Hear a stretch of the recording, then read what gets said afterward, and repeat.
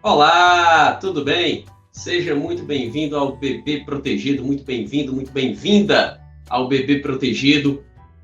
Eu sou Juliano Rocha, eu sou tenente-coronel do Corpo de Bombeiros. O propósito do nosso Bebê Protegido que é deixar a mãe preparada para agir em situações de emergência com seu filho. Então, isso não tem preço, né? Você está preparada para uma situação de emergência, isso dá muita segurança para a mãe, dá muita tranquilidade, muita paz. Esse é o nosso propósito. E quem caminha junto comigo nessa jornada é um grande amigo meu, Warner Campos. Então, Warner, entra aí para a gente começar a live de hoje, começar esse vídeo. Olá, boa noite, Juliano, boa noite, equipe técnica, boa Tudo noite a bem, você que campeão? nos acompanha. Boa noite a você que nos acompanha no Instagram, no Facebook, no YouTube, não é isso? Então, o nosso grande propósito do Bebê Protegido foi isso que o Juliano falou, é preparar você mãe, você pai, você cuidador, você que está do lado da criança no dia a dia, a ficar apta a agir em caso de emergência. Sabe aquela situação que, de modo geral, as pessoas ficam desesperadas? Nosso intuito é tirar esse desespero de cena, é deixar você preparada para ver a situação de emergência, entender o que está acontecendo, direcionar para as prioridades e, principalmente, agir. Agir com segurança, agir com assertividade e transformar aquele momento de aflição, aquele momento de dúvida, aquele momento de emergência para uma situação de graça, realmente, porque você vai ser um anjo na vida daquela criança. Além de mãe, além de pai, além de tio, além de primo, além de pessoa que está lá, que ama aquela criança, você vai ser a salvadora daquela situação. E não adianta pensar que é uma situação extra que nunca vai acontecer com você. É algo real que, infelizmente, ocorre todos os dias. E com as nossas conversas, com a preparação, você vai ficar segura e vai trazer tranquilidade para a sua família. E qual é o nosso tema de hoje, Juliano? Ok, campeão, valeu, Campos.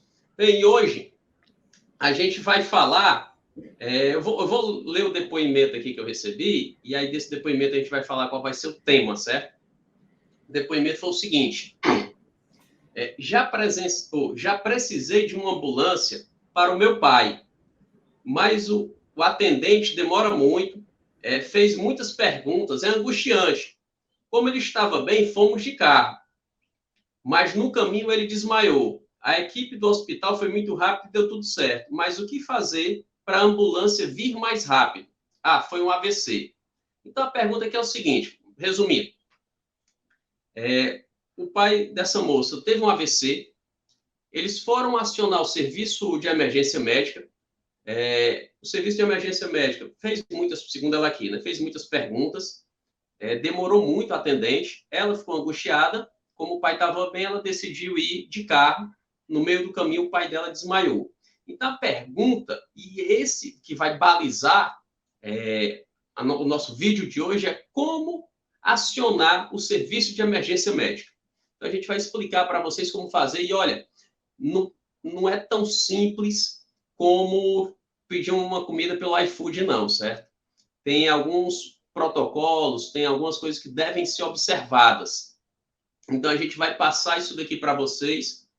E a primeira coisa que eu queria que vocês verificassem é o seguinte: a gente, para entender como é que funciona o acionamento de um serviço de emergência médica, a gente tem que entender primeiro os desafios que a Central de Regulamentação Médica enfrenta. Então, a gente vai entender o que é que acontece do outro lado. A gente vai entender quais são as medidas adotadas pela Central de Regulamentação Médica para superar esses desafios. E, diante disso, qual o seu papel? O que você deve fazer para agilizar o acionamento do serviço de emergência médica? Então, a gente vai fazer desse jeito, é que a gente vai conduzir a live hoje. Tudo bem aqui, beleza? Então, é desse jeito que a gente vai conduzir a live hoje. Vamos começar falando, então, dos desafios. Quais são os desafios enfrentados pela regulamentação médica? É importante que você entenda o que eles passam para que você veja a razão do procedimento deles. Então, um grande desafio que a Central de Regulamentação Médica tem são os recursos escassos. Como assim? Tem muita demanda, tem muita gente precisando de ambulância, mas não tem ambulância para todo mundo. A gente não tem, seria ótimo se tivesse uma ambulância para cada, mas não tem. Então, a equipe médica, a equipe que está na central de regulamentação, eles têm que otimizar esse recurso. Tem que, então, fazer uma triagem para fazer essa otimização. Então, essa já é um problema que eles têm que lidar, certo? O problema é esse, recurso escasso.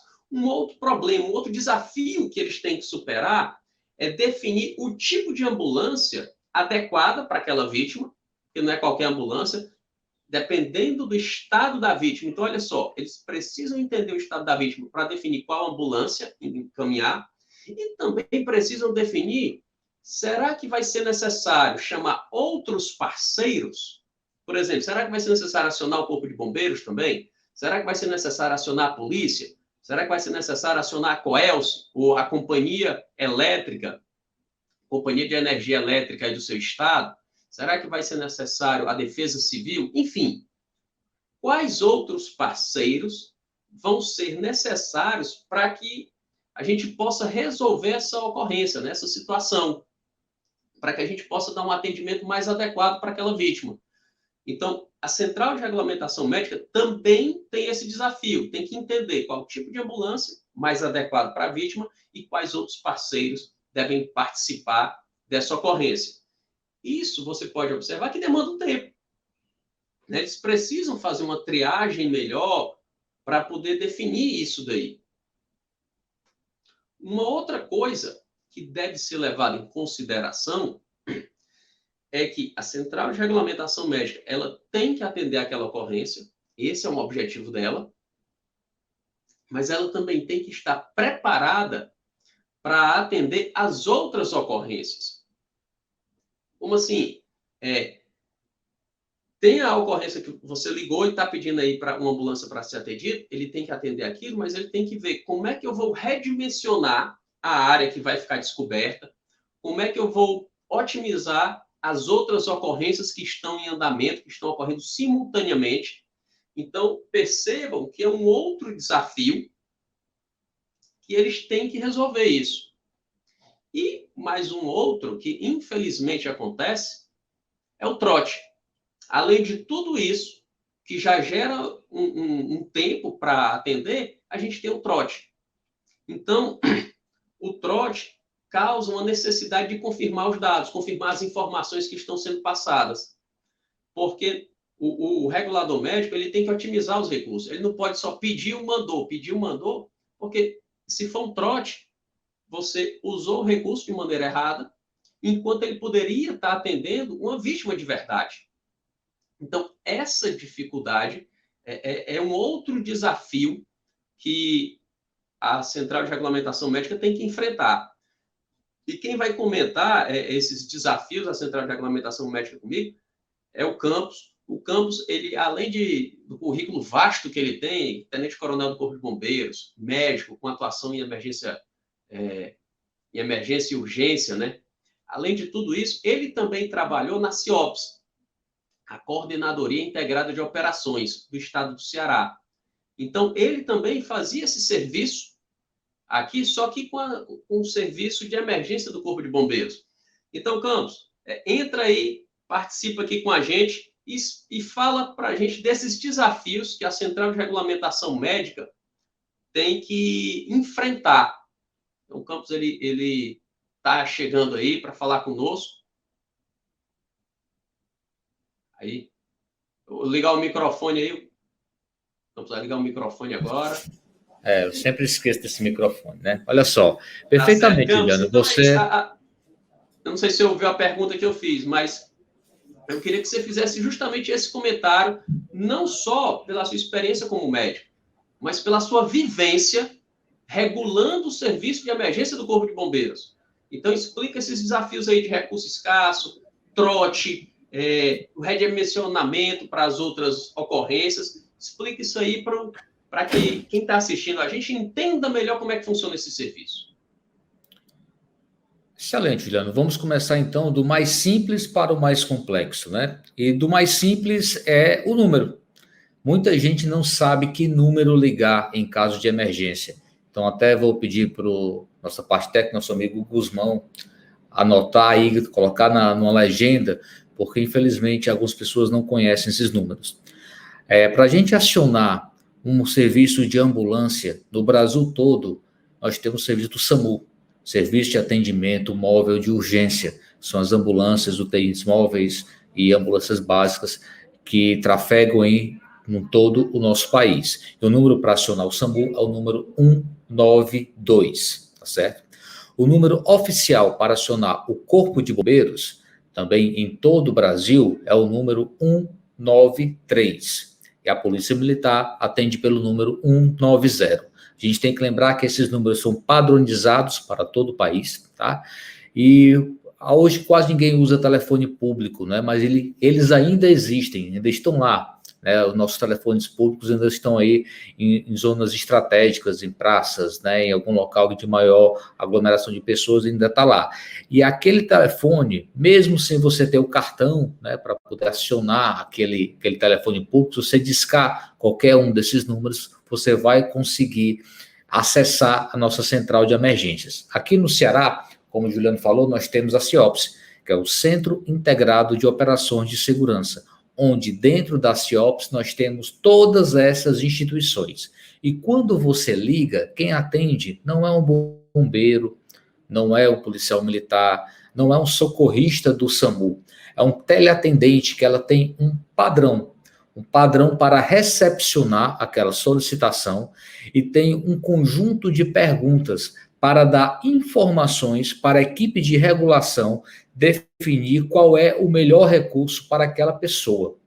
Então, gente, queria que todo mundo já passou, infelizmente, por essa experiência de quem já precisou acionar uma viatura de emergência, quer seja da polícia, do bombeiro ou mesmo uma ambulância, já se aborreceu com a quantidade de perguntas que a pessoa do outro lado da linha faz. E às vezes tem uma certa ansiedade, um certo receio ou mesmo uma irritação com a quantidade de perguntas, mas são extremamente válidas, gente, porque na comunicação operacional a palavra-chave é informação.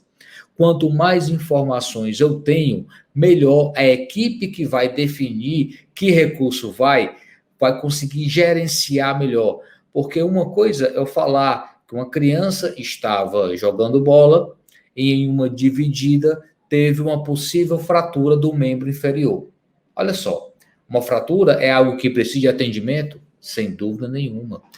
Mas aquela fratura por si só, aquele osso quebrado, sem falar de vaso sanguíneo envolvido, se é a fratura fechada, se é a fratura exposta, sem falar disso, o simples fato do osso quebrado leva uma pessoa à morte nas primeiras horas? Muito dificilmente. Então, naquele momento, estou classificando aquela ocorrência como uma urgência e precisa de um tipo de recurso, um tipo de ambulância, um tipo de suporte. Mas, se a gente está falando de uma criança que sofreu um engasgo, que está com os lábios arroxeados, que está com expressão pálida, que não tem movimentos respiratórios, aí sim, é uma situação gravíssima que vai levá-la a óbito nos próximos horas não, nos próximos minutos, se não tiver o atendimento. Então, ouvindo aquela informação, o médico regulador, a equipe de regulação vai entender que é uma situação gravíssima e vai enviar o melhor recurso disponível naquele momento. A gente está falando, via de regra, de uma UTI móvel, tá certo? Mas não é só isso. Não é só entender que aquela ocorrência é grave e precisa de uma ambulância de suporte avançado de vida. Precisamos saber como chegar. Então, temos que ter um endereço completo. Quando eu falo completo, não é CEP, não. É uma via de acesso. É um ponto de referência. É a melhor forma de eu acessar. Aqui em Fortaleza, aqui no Ceará, nós temos, dentro da região metropolitana também, uma série de pequenas ruas, vielas, travessas, que têm nomes similares, parecidos com grandes avenidas. Então, se você não especificar exatamente que rua, que travessa, que viela você está falando, você pode confundir o operador, que vai enviar a informação errada para o condutor da ambulância e ele vai acabar se perdendo, indo em uma direção, achando que é um endereço, e na verdade a vítima está em outro completamente diferente, aumentando o tempo-resposta. E só para massificar esse conceito, o que é tempo-resposta? É o tempo do momento que a ambulância é acionada e o tempo, a partir daí começa a contar o tempo que leva para chegar até a cena do acidente e iniciar o atendimento. Esse tempo-resposta é algo importantíssimo que a gente precisa ter na mão, muito regular, muito controlado, porque ele está intimamente ligado à sobrevida do paciente. Então, sabendo que a ocorrência é uma ocorrência grave, sabendo o endereço dessa ocorrência, para onde eu vou mandar esse recurso, sabendo que aquela pessoa está na situação grave, que eu preciso agilizar, e sabendo como é que eu acesso de forma mais rápida, eu tenho que me certificar que é uma ocorrência real. E, gente, infelizmente isso acontece demais, o trote. Teve uma época que na CIOPS, na nossa central de informações de segurança, a gente tinha uma taxa de trote acima de 40%. Imagina a gravidade disso, gente. De cada 100 ligações, 40 eram falsas. 40 era uma pessoa simulando que estava tendo uma ocorrência, mas na verdade nada estava acontecendo. E se esse trote, se esse engodo, se esse engano não é identificado no momento da ligação, eu acabo por enviar um recurso, gastando verba, gastando dinheiro público, desgastando uma equipe de atendimento, fazendo o deslocamento de uma ambulância, muitas vezes de suporte avançado, para uma ocorrência real. Imagina só, se essa é a minha única ambulância disponível naquele momento. Imagina só, se naquela situação específica eu tenho uma ocorrência real concomitante. Então, eu direciono o recurso para uma ocorrência que não existe, quando, na verdade, do outro lado da cidade, eu tenho uma pessoa que está precisando de atendimento. Então, era isso, nesse principal ponto inicial, deixar essa mensagem. Não se irrite com a quantidade de perguntas que é feita para você quando você está acionando um serviço de emergência. Essas perguntas não são simplesmente para passar o tempo, para fazer você perder tempo, para irritar você. São perguntas essenciais para direcionar o melhor recurso para você, para que ele chegue de forma correta, no tempo hábil e que possa ajudar você, tá certo? Então, olha só, a gente precisa atentar também que existem muitas situações relacionadas a esse ponto. E o Juliano vai continuar colocando essas informações para a gente direcionar o ponto correto. Muito bem, estamos aqui de volta. Muito bem aí, Campos, pela sua experiência e tal. Vou continuar que vocês observem que o Campos, o que foi que ele falou aqui para a gente, né? Ele falou que as medidas adotadas pela CIOPS, pela Central de Regulamentação Médica, é basicamente o seguinte: checar informações para evitar trote. Então, eles precisam fazer essa checagem, porque vocês viram que a taxa de trote é uma taxa altíssima, é absurda. 40% é absurdo. É muito recurso gasto com mentira. É você tirar a possibilidade de salvar uma vida de uma pessoa porque você está atendendo uma mentira lá. Esse trote é isso. Então é absurdo uma situação dessa. Por isso que é necessário a checagem, a confirmação. Uma outra coisa que o Campos falou aqui para a gente, é necessário que a equipe de regulamentação compreenda o estado da vítima. Eles têm que compreender. Porque ele tem que saber qual a ambulância mais adequada para aquela pessoa. Se ele entende que aquilo é uma urgência, se aquilo não causa um risco de morte imediata, se aquilo é uma situação, claro, um dano para a vítima, mas que é algo que não vai causar uma morte, não requer uma agilidade tremenda para aquele atendimento, ele diz, poxa, uma ambulância, e veja bem, quando ele entende isso, não quer dizer que ele vai negligenciar, não. Ele vai mandar uma ambulância rápido. A ambulância de suporte básico de vida, ela vai chegar aí com brevidade e ela vai ter todos os recursos para atender aquela ocorrência. Mas com isso ele está otimizando recursos, porque ele mandou a base que vai atender bem a vítima, e a UTI avançada ficou lá, pronta para esse redimensionamento, para atender talvez uma ocorrência mais adequada para ela. Então, isso é importante que vocês entendam o porquê também de tanta pergunta, que é para poder entender, compreender o estado da vítima.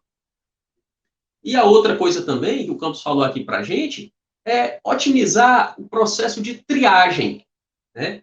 Entendendo melhor qual recurso deve ser disposto para atender a ocorrência, entendendo melhor quais forças amigas eu vou acionar. Por exemplo, vou falar por mim, experiência própria. Eu já fui para... eu já tenho um certo tempo, tá, de bombeiro, pessoal. E na época que eu estava lá correndo nas ambulâncias, a CIOP estava começando. Então, eu já fui para a ocorrência de vítima baleada. Então, eu digo, opa, vítima baleada. Eu perguntava, a polícia está no local? Não, não está.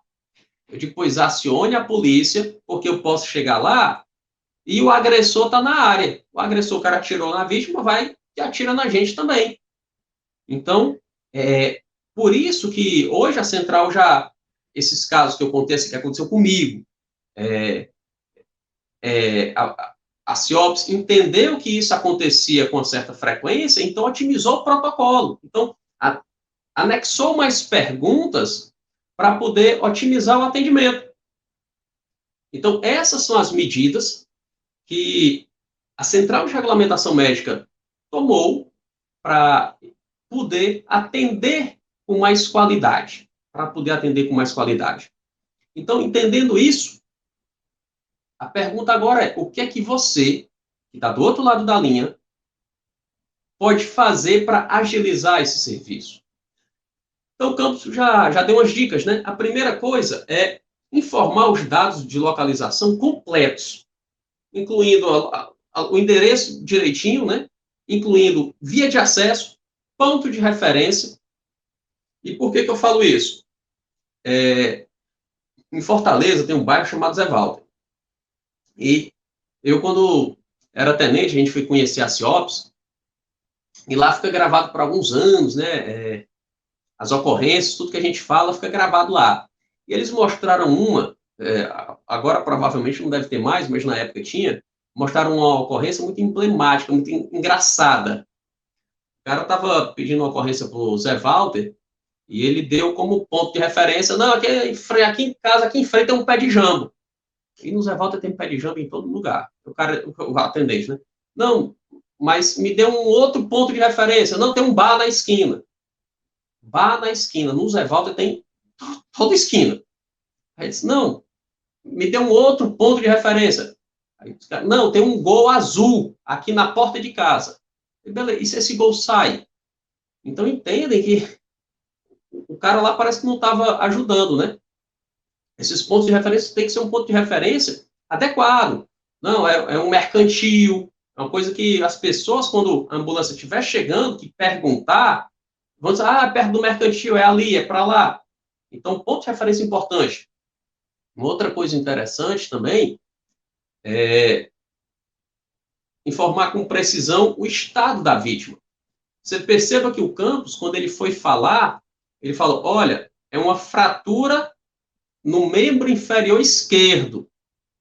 Poxa, quando você usa esse tipo de terminologia, quem está do outro lado, quem está na central de regulamentação médica, diz, opa, a pessoa entende, e já agilizou muito o protocolo. Porque quem está na central de regulamentação, o atendente, ele ia fazer várias perguntas para poder concluir que isso é uma urgência, e assim, várias perguntas para concluir na urgência e passar isso para o médico, regulador. Quando você já faz uma avaliação da vítima, você tem recursos, você está treinada para avaliar a vítima, e você treina e você já direciona, isso facilita demais, isso agiliza muito. Então, o grande segredo para agilizar o serviço é estar preparado. Conhecer essa terminologia, é fazer uma avaliação adequada da vítima. Quando você tem isso, você vai otimizar muito o tempo-resposta.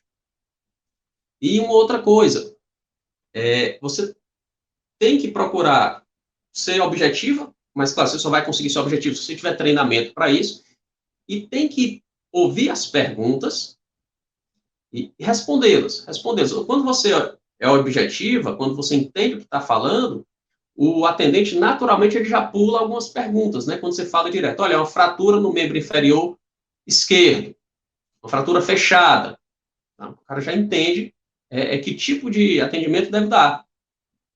Lá na CIOPS também tem outra ligação engraçada, que o cara liga, olha, a pessoa aqui está morrendo, viu? Manda logo a ambulância, manda logo. E desliga. Aí, como é que manda logo, né? Aí ele liga de novo com raiva. Rapaz, vocês não vão mandar não, é? Eu vou chamar o Barra Pesada, viu? Ele desliga de novo. O Barra Pesada era um programa antigo que tinha aqui, eu acho que não passa mais, certo? Eu vou chamar o Barra Pesada, viu? E aí o pessoal na CIOPS, o pensamento era o quê? Mas que bom que chama e eles vão dizer pra gente onde é, porque não tinha como saber. Então, é importante o que o Campos falou, que não adianta, se você for ficar irritado, você vai colaborar menos, você vai criar dificuldades para o atendimento. Lembra que no depoimento que eu li no começo, a menina interpretou que o pai estava bem e decidiu ir de carro. Mas ela não tinha preparo nenhum, ela foi de carro porque ela foi de carro. E de repente ela botou o pai desmaiou. Mas será que ele desmaiou? Será que ele não ficou inconsciente? Pode ser que tenha sido só um desmaio, mas ela não tinha um preparo para entender se a ação mais adequada era ela levar o pai dela no carro. Ela não tinha esse conhecimento. Se você estiver treinada, beleza. Você pode tomar uma decisão dessa sabendo o que está fazendo. Diferente dela que tomou uma decisão dessa sem saber o que está fazendo, talvez pondo até em risco a vida do pai, até que bem que deu tudo certo. Isso poderia ter colocado em risco a vida do pai. Por quê? Porque ela ficou chateada com as perguntas. Se ela tivesse tido mais calma, poderia até ser que o mais adequado seja ela levar o pai dela de carro. Mas era uma situação diferente, porque o médico teria autorizado, não, pode ir. Então, por isso que se desgastar não é tão adequado assim. E uma dica importante que eu vou dar aqui para vocês, de quem já trabalhou na área, vocês viram que o trote, 40%, né, das ocorrências. Então, isso requer uma necessidade de confirmação. Então, qual é a dica que eu dou? Se houve uma ocorrência de verdade, você está lá atendendo, você quer brevidade, você liga, se você não estiver atendendo a vítima, você liga, e pede para outras pessoas ligarem. Quanto mais pessoas ligando, maior a credibilidade se dá para esse tipo de ocorrência. Então, é uma dica importantíssima, anota essa dica aí. Quer dar uma agilidade? Você liga e pede para outras pessoas ligarem. Tá ok? Isso dá uma veracidade maior para a ocorrência, isso facilita a confirmação, a checagem das informações. Então, essas são as dicas aí que você pode fazer para otimizar o atendimento, para dar mais celeridade no atendimento. E eu queria chamar aqui de novo aqui o Campos, para falar aqui com a gente, e dizer aí, Campos, se você tem alguma história aí para contar nesse sentido aí de ocorrências, o Campos, eu tive a felicidade de trabalhar com ele também na época GSU, e a gente corria para as ambulâncias, né? Nas ambulâncias lá, então ele deve... História para contar ele tem muita, eu sei, né?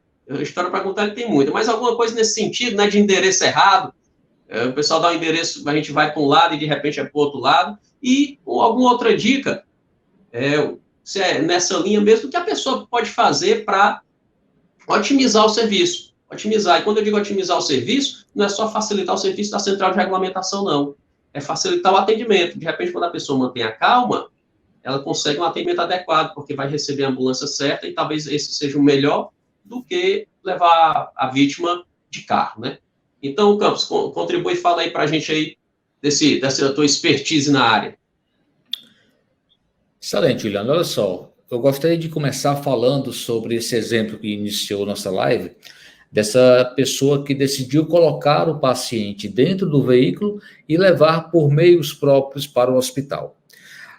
O fato de levar o paciente por meios próprios é algo muito comum. Devido àquela ansiedade, devido àquela sensação que a ambulância vai demorar demais, acaba-se por pecar pela emoção, colocar o paciente no carro e enviar para o hospital. Então, eu gostaria de citar alguns perigos dessa prática.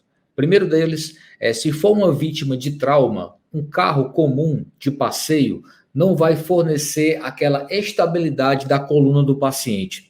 Em algumas situações, vamos imaginar uma queda. Um idoso subiu em uma cadeira para olhar uma situação em cima do armário, em cima de um guarda-roupa, e acabou por cair.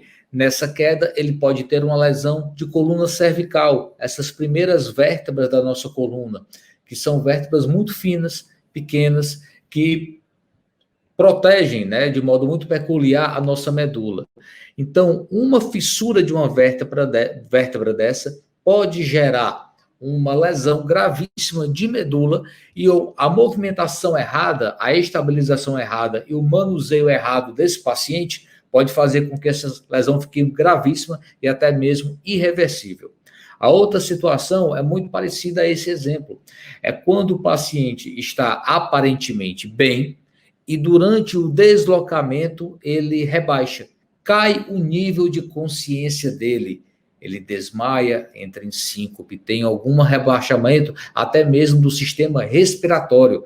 E a pessoa não vai ter como saber, gente, porque não tem equipamento, não tem um ambiente adequado para a verificação e muitas vezes não tem a experiência do dia a dia de emergência. Então, quando você conversa com o médico regulador, ele vai pegar todas as informações, o que aconteceu, a situação clínica do paciente antes do evento, durante o evento e agora, quando você está ligando. Então, ele consegue traçar uma linha do tempo e entender, esse paciente vai parar durante o deslocamento. Esse termo parar indica quando o coração para de bater, quando a respiração para de acontecer. É a parada cardiorrespiratória, é algo gravíssimo. Se não tiver uma equipe especializada para agir, ou mesmo uma pessoa com conhecimento para agir naquele ponto ali, a pessoa fatalmente vai falecer. Então, quando o médico escuta essas informações e vê, esse paciente não pode ir por meios próprios para o hospital, precisa aguardar. E nesse processo de convencimento, ele faz com que a pessoa aguarde. Uma frase essencial que é dita por todo médico em um momento de emergência, o médico está regulando, não o médico regulador, ele fala, enquanto eu estou conversando com você, a nossa ambulância já foi deslocada. Então, a pessoa se sente mais segura, porque sabe que não está perdendo tempo, está passando informações relevantes para a equipe de atendimento e no momento que está acontecendo aquela conversa, aquela passagem de informações, aquela linha de tempo e de procedimento, a ambulância já está se deslocando.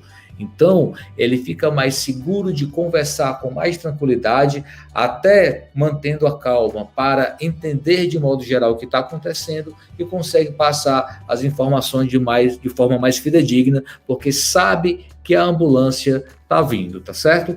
Então, a gente pode agora voltar nessa situação, que esse ponto principal que eu percebo é você saber qual é o paciente que pode esperar, saber qual é o paciente que dá para ir por meios próprios e aquele paciente grave que tem que realmente ficar na cena esperando a equipe da ambulância chegar. É isso aí, Juliano. É isso aí, campeão. E vale dizer que você segue nossas redes sociais, Bebê Protegido no YouTube, Facebook e Instagram. Lá no link da bio, na descrição do vídeo, você pode se inscrever no webinário, porque esse webinário vai passar só para quem está inscrito. Se você não tiver inscrito, você não vai poder assistir o webinário. Então, você vai perder uma tremenda de uma oportunidade. Então, só passa para quem está inscrito. Então, te inscreve lá. Te vejo lá. Ok? Então, Campos, brigadão. É sempre um prazer estar contigo. A você que está assistindo a gente, muito obrigado. Pessoal, até a próxima. Tchau!